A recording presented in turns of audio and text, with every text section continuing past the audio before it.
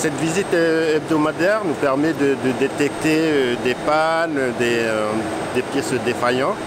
Donc il est important pour nous de vérifier tout le temps. On fait le tour de l'avion, le fuselage pour détecter le moindre impact et voir s'il y a des pannes sur l'avion qu'on doit le traiter. S'il y a un impact, c'est l'investigation. On contacte le constructeur et on prend des mesures.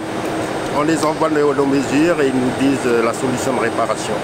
Moins de travail que d'habitude puisque les avions ils volent pas, donc moins d'usure aussi de pièces. C'est un travail qui nous demande beaucoup d'assiduité, beaucoup de sérieux aussi. Tous nos outillages ils sont étalonnés, donc voilà, on fait pas des choses comme on veut, quoi.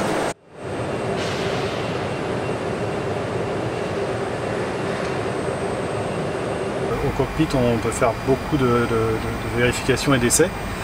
On le fait principalement sur 2 écrans ainsi que sur un calculateur qu'on questionne à partir de cockpit qui est dédié à la maintenance, qui nous permet d'interroger tous les systèmes, vérifier leur état, les essayer. Voilà les 2 principales choses qu'on peut faire dans un cockpit. Pour pouvoir effectuer la maintenance correctement, il faut avoir une connaissance parfaite de tous les systèmes de l'avion. Et donc, pour pouvoir comprendre ces tests, il faut bien évidemment comprendre les systèmes parce qu'ils sont assez complexes et les résultats, il faut pouvoir les interpréter, savoir s'ils sont positifs, négatifs et savoir les actions de maintenance à appliquer s'il y a des pannes qui sont révélées.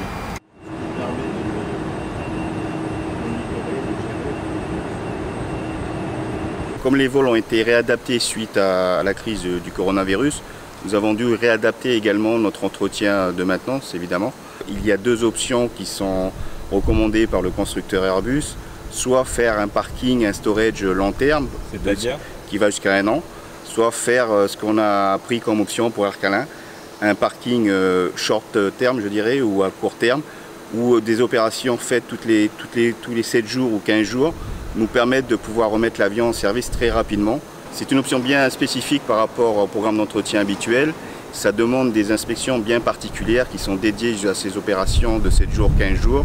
C'est-à-dire, comme l'avion opère beaucoup moins, des démarrages moteurs tous les 7-15 jours, des essais de système tous les 7 jours, des inspections d'ailes, structures, enfin tout ce qui va en petit entretien, je dirais, pour permettre une remise en service de l'avion assez rapidement.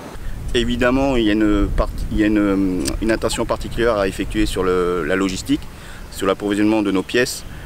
Tous nos fournisseurs principaux, bien sûr, bien qu'ils soient en confinement, assurent une permanence. Donc nous n'avons pas nos circuits habituels d'acheminement de pièces coupés. Mais il faut bien sûr anticiper plus pour pouvoir assurer justement les besoins que nous aurions à faire face durant l'opération. Aujourd'hui, principalement, nos sources d'approvisionnement sont bien sûr la France et l'Asie, Singapour ou la Malaisie. Il y a aujourd'hui beaucoup moins de vols, donc nous faisons attention à utiliser le peu de vols cargo et à anticiper au maximum les pièces nécessaires à l'entretien des avions.